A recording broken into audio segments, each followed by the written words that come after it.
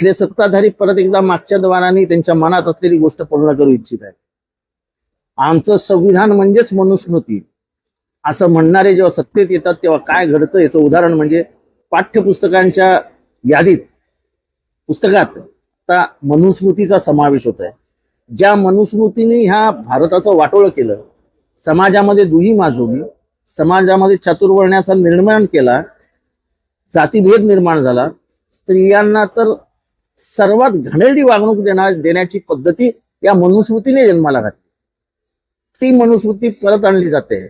जे लोक 1950 साली म्हणाले की आम्हाला तुमचं संविधान मान्य नाही, आमचं संविधान म्हणे मनुस्मृती, तीच लोक आता परत एकदा मनुस्मृती आणण्याचा प्रयत्न करत आहेत. आणि तुम्हाला आणि मला संविधान वाचवायचं आहे.